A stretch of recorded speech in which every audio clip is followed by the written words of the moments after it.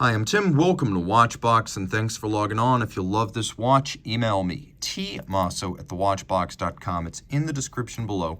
It is your purchase and pricing email question line for buying this or any watch you see on any Watchbox platform. Please reach out to me directly. Email tmosso@thewatchbox.com for pricing details. Today, we're discussing a lovely 2022 model year launch. It's a variation on the well-loved Girard-Perregaux Laureato 42. It is the Laureato 42 Green for obvious reasons. So 42 millimeters in diameter. It is 10.9 millimeters thick, lug-to-lug, just the case, 49.2 millimeters. And then these end links increase the span across the wrist to 52.5 millimeters. And you can see that the watch wears quite nicely on my 16 centimeter circumference wrist. It sits better than you would expect. Despite the breadth across the wrist, the curvature of the lugs mitigates against fit issues. So taking a quick look here, you can see why I would recommend this watch for a wrist even as small as 15 centimeters circumference. The bracelet actually swells on each side, so you can see it bends outward instead of pulling straight down. So that's how you know that I could wear it on a slightly smaller wrist. I've got some margin left, and it's a very flat watch. For a sports watch that's 100 meters, automatic and well sealed, being able to fit underneath a cuff is outstanding, and again, it's under 11 millimeters thick. Taking a quick look at the bracelet, high grade, it's important to remember that the Laureato didn't just glom on to the recent fever pitch market for integrated bracelet sports watches.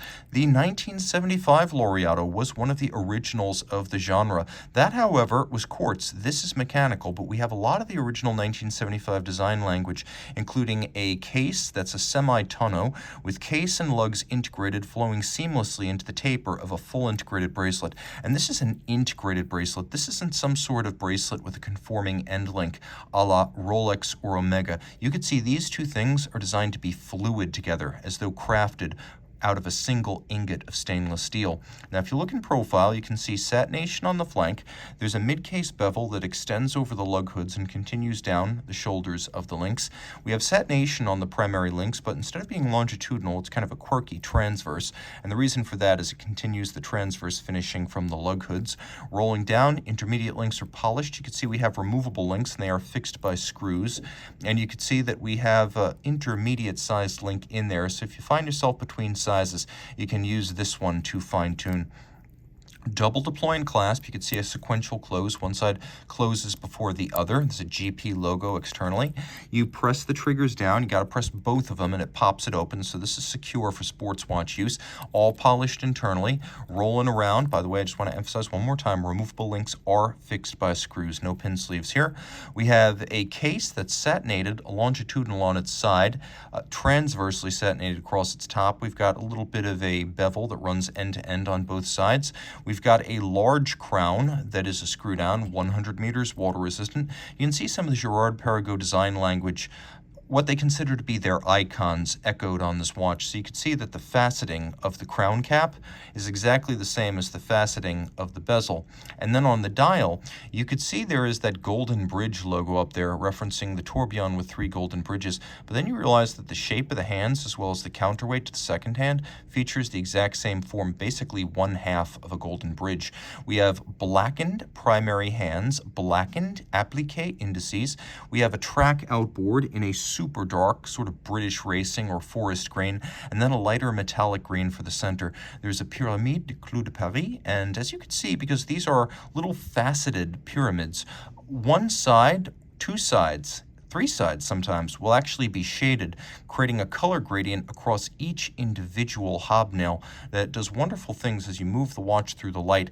Now you can also see that we have a matching green date disc. Thank God some brands don't match the disc to the dial, but Girard-Perregaux did, and as a result, you can see that it fits. It's unobtrusive. It replaces an index.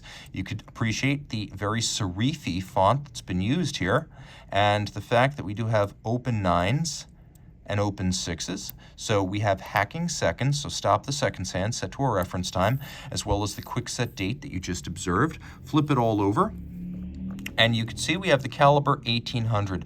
Girard-Perregaux has 2 primary independent movement families, and being automatics, it's important to sort of compare them. First, this is a lot bigger and it has a longer power reserve than the 3300.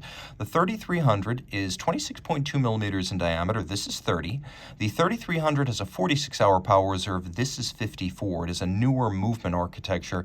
28 joules, 8 beats per second, and you can see it features an Edicron-like system for fine adjustment of beat and rate, also a sliding index that can be moved minutely using an eccentric screw regulator for fine tuning, so it can be made to run very precisely. We have lovely abrasive wheel, Côte de Genève linear across the bridges, circular across the rotor. You can see that the beveling on the edge of the rotor is first class, rounded and mirrored, probably started mechanically, but clearly finished by manual means. You can also see that there's a wonderfully symmetrical and broad bridge for the barrel.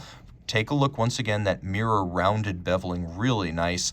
And the barrel with a lovely solarization pattern. The ratchet wheel atop it is black polished. Screws are also black polished, and you can see that the lips, the outer edges of the bridges, have been subjected to engine turning or perlage. There's satination on the wheels, as well as the structure adjacent to the click wheel for the winding system, and you can appreciate the fact that this is a movement that features polished locating pins.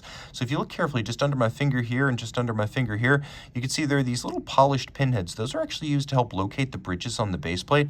Now, the better haute horlogerie brands will polish these. Patek does, and you can see here that Girard-Perregaux does as well. You can also see that the center over the ball bearing system, that has been solarized, so a very handsome looking movement. Reach out to Team Mosso at thewatchbox.com for purchase and pricing details.